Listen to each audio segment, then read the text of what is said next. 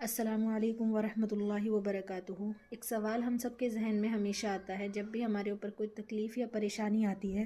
تو ہماری زبان سے سب سے پہلے جو نکلتا ہے وہ یہی نکلتا ہے کہ اللہ نے مجھے کو کیوں یہ تکلیف دی ہے، یا اللہ نے مجھے یہ آزمائش میں کیوں ڈالا ہے۔ دیکھیے، ہمیشہ یاد رکھیے گا کہ جب بھی اللہ تعالیٰ آپ کو کوئی تکلیف میں ڈالتا ہے یا آزمائش میں ڈالتا ہے تو اس کا مطلب یہ ہرگز نہیں ہوتا کہ اللہ تعالیٰ آپ سے ناراض ہے،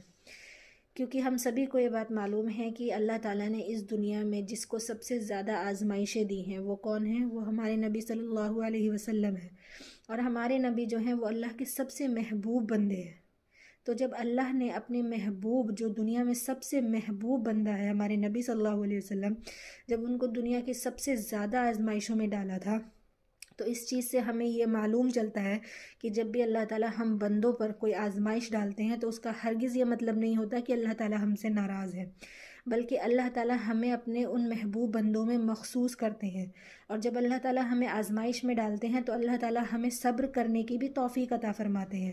کہ میرا بندہ جو ہے یہ اس فہرست میں آ جائے جس میں میرے اور محبوب بندے ہیں۔ تو کبھی بھی آزمائشوں سے گھبرائے نہیں۔ جب بھی آپ پر کوئی تکلیف یا آزمائش آئے، جہاں ہم سے کوئی ہمارا چھن جائے یا ہمارے اوپر کوئی مصیبت آ جائے یا کوئی آزمائش میں ہم مبتلا ہو جائیں، تو ہمیشہ اس چیز پر صبر کرنا ہے اور یہ سوچنا ہے کہ اللہ تعالیٰ نے اس میں بھی ہمارے لیے کوئی بہتری ہی سوچی ہوگی۔ کیونکہ جب ہم ایسی بات سوچیں گے، جب ہم صبر کریں گے اس چیز پر، تو آٹومیٹکلی ہم اللہ کے محبوب بندوں میں شامل ہو جائیں گے۔ کیونکہ ہمارے نبی پر جتنی بھی مشکلیں آئی ہیں، جتنی بھی ان پر اذیتیں آئی ہیں، انہوں